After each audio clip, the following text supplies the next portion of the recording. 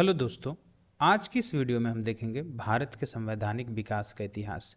मतलब ये समझेंगे कि संविधान का जो भारत में शुरुआत कहाँ से हुआ। ऐसा नहीं कि अचानक से लिखना स्टार्ट हुआ और बन करके तैयार हो गया, नहीं, उसका इतिहास रहा है। चूँकि ब्रिटिशर्स ने हमारे ऊपर कब्जा किया था अपना व्यापारिक रूप से पहले, फिर उसके बाद से राजनीतिक रूप से वो कब्जा करके इंडिया के ऊपर 200 साल से बैठा हुआ था। उसी क्रम में बहुत सारे संवैधानिक विकास हुआ, वहीं से स्टार्ट होता है। तो इसको दो पार्ट में देखना है हमें। एक तो है कि ईस्ट इंडिया कंपनी के शासन के अंतर्गत, मतलब जब ईस्ट इंडिया कंपनी था, मतलब जब वो कंपनी हमारे ऊपर राज कर रही थी, जब अपना सामान यहाँ पे बेच रही थी, उसके अंतर्गत क्या क्या शासन में बदलाव आया 1773 से लेकर के 1758 के बीच में। और फिर दूसरा फेज जो आया है ब्रिटिश ताज का शासन के अंतर्गत। इसके बाद से ना ईस्ट इंडिया कंपनी ख़त्म हो गया था 1858 के बाद। फिर आ गया था कौन सा, फिर ब्रिटिश का डायरेक्ट राजनीतिक रूप से वहीं से इसका कंट्रोल हो गया था। तो इसको भी हम देखेंगे। सबसे पहले इसको देख लेते हैं, भारत के संवैधानिक विकास का इतिहास क्या रहा है। देखिए, इंडिया में 1857 के क्रांति के पहले का एक संविधान कुछ और है, मतलब उसमें कुछ रूल्स और नियम बहुत सारे थे। फिर 1857 के क्रांति के बाद का संवैधानिक विकास दो फेज में हुआ है। आज़ादी से पहले दो फेज में हुआ है। तो जो सबसे पहला है हमारा 1773 का रेगुलेटिंग एक्ट। आपको ये सब याद रखना है, 1773, 1781। इस वीडियो में ना हम लोग रिवीजन कर रहे हैं, मतलब बहुत डिटेल से नहीं पढ़ रहे, बस रिवीजन के पर्पज से हम लोग देख रहे हैं।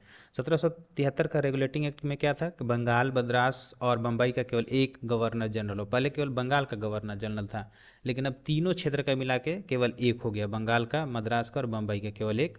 केंद्रीय शासन यहाँ से शुरू हुआ था, पूरे भारत पर राज्य, पूरे राज्य इन लोग करना शुरुआत किया। फिर और क्या हुआ, कलकत्ता में उच्च न्यायालय की स्थापना किया गया, सुप्रीम कोर्ट का स्थापना हुआ कलकत्ता में।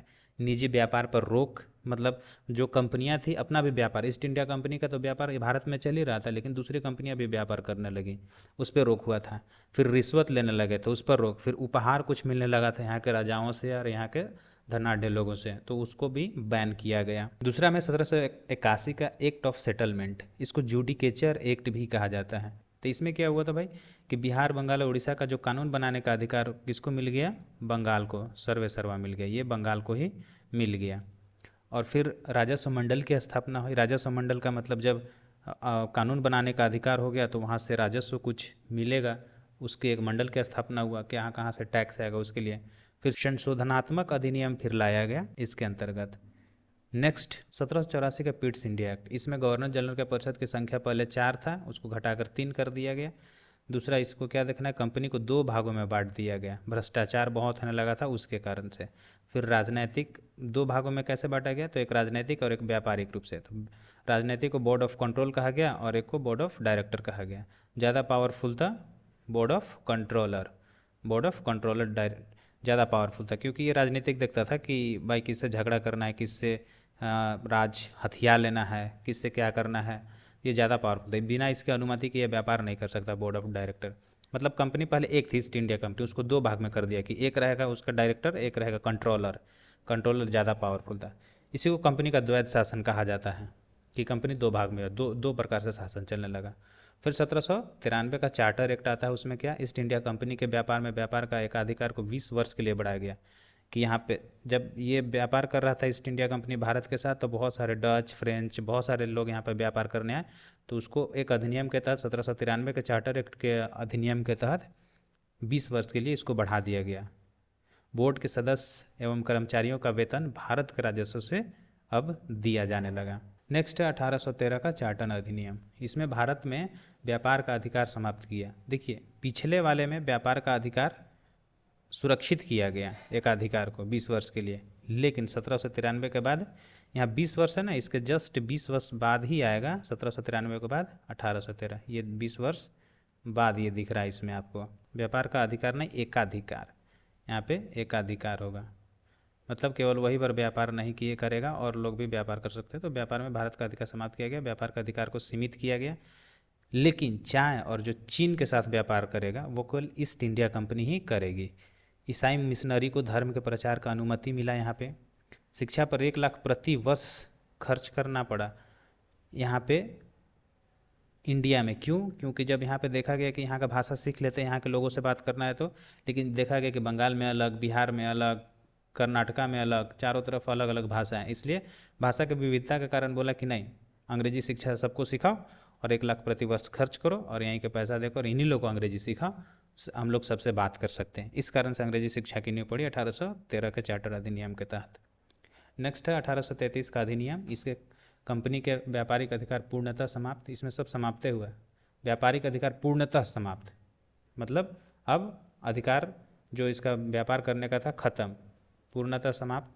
अंग्रेजों ने पूरे भारत पर कब्जा कर लिया, और जब पूरे भारत का कब्जा किया तो पहले बंगाल का गवर्नर होता था, अब पूरे भारत का गवर्नर जनरल बनाया गया। बंगाल के गवर्नर जनरल को पूरे भारत का गवर्नर जनरल बनाया गया।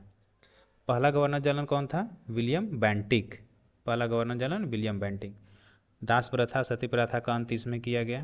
पहली बार विधि सदस्य आया कानून बनाने के लिए, चूंकि कानून की जरूरत होगी इसलिए विधि सदस्य आया। भारत में केंद्रीकृत शासन, मतलब पूरे भारत का केंद्रीयकृत शासन पहली बार 1833 के अधिनियम के बाद आया, मतलब 20 साल बाद। 1813 था, वहाँ से आप देखते ले 1793, फिर 1813, फिर 1833, 20-20 साल आगे बढ़ रहा है। अंग्रेजी शिक्षा का अनिवार्य किया गया कि अंग्रेजी शिक्षा सबको मैंडेटरी कर दिया कि सबको सीखना है। 1853 का चार्टर अधिनियम, इसमें क्या है कि प्रतियोगिता परीक्षा, सिविल सेवा परीक्षा की शुरुआत किया गया, मतलब खुला प्रतियोगिता हो गया कि अगर आपको सेवा करना है शासन में, हमारे शासन में, तो भारत के लोग भी इस परीक्षा में शामिल होकर के पास करके और ये शासन कर सकते हैं। विधायी और प्रशासनिक कार्यों को अलग अलग कर दिया गया। क्यों? क्योंकि अलग अलग, जैसे कोई कानून बनाता है तो बोलता है कि हम इसको फॉलो कराएंगे, प्रशासनिक कार्य अलग बोलता है कि हम इसे फॉलो कराएंगे। तो अलग अलग बांट दिया गया कि विधायी केवल कानून बनाएगा और प्रशासनिक केवल एग्जीक्यूट करेगा उस प्लान को, उस नियम कानून को। खुली प्रतियोगिता का मतलब प्रतियोगिता परीक्षा, सिविल सेवा परीक्षा की शुरुआत हुआ इसके कारण। 1854 में मैकाले नियुक्ति हुई। 1853 का जो चार्टर अधिनियम आया उसमें जो शिक्षा की नींव रखी गई, 1854 में मैकाले समिति की नियुक्ति किया गया। यही मैकाले समिति भारत की आज शिक्षा की नींव है। 1858 भारत शासन अधिनियम, इसमें देखिए क्या हुआ, ईस्ट इंडिया कंपनी समाप्त, पूरे तरीके से समाप्त कर दिया। वहाँ एक अधिकार समाप्त किया, अब यहाँ पे कंपनी समाप्त कर दिया, कंपनी नहीं रहेगा। दोहरी शासन व्यवस्था समाप्त, कंट्रोलर पहले होता था उसको समाप्त किया, डायरेक्टर खत्म होता उसको समाप्त किया। अब बनाया गया गवर्नर जनरल का पद खत्म कर दिया। अब भारत का शासन सीधे ब्रिटिश के हाथों में दिया गया। ब्रिटिश क्राउन, इसमें 2 पार्ट में था। ब्रिटिश क्राउन के सहयोगी वायसराय होता था, जो राजा का प्रतिनिधि, ब्रिटिश के जो राजा होते थे उसका जो वायसराय था उसको क्राउन जिसको बोला जाता है, उसके डायरेक्ट शासन होने लगा। और वायसराय के ऊपर, मतलब इसके ऊपर भी कौन होता था इसको देख रेख करने के लिए? राज्य सचिव। राज्य सचिव ज़्यादा पावरफुल था। क्यों ज़्यादा पावरफुल था? क्योंकि ब्रिटिश सांसद का प्रतिनिधि था, जो वहाँ के जनता चुनते थे, ब्रिटिश में सांसद जो चुन के भेजते थे वहाँ से ये आया था। तो ज़्यादा कंट्रोल किसके हाथ में रहेगा? राज्य सचिव। लेकिन हाँ, देख रेख में ये भी रहेगा वायसराय। तो यहाँ पे फिर जैसे गवर्नर जनरल होता था, अब वायसराय होता है और राज्य सचिव होता है। तो भारत का जो अंतिम गवर्नर जनरल था बंगाल का, लॉर्ड कैनिंग था भारत का, और लॉर्ड कैनिंग के पहला वायसराय बनाया गया, जो ब्रिटिश क्राउन का सहयोगी था, राजा का सीधा प्रतिनिधित्व करता था।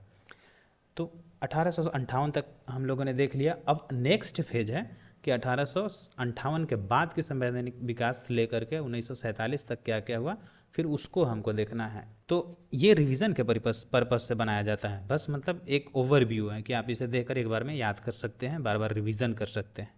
और डिटेल में पढ़ना है तो बहुत सारे टीचर पढ़ाते हैं, अब उनमें आप क्लास ले सकते हैं। आज के वीडियो के लिए बस इतना ही, मिलते हैं नेक्स्ट वीडियो में।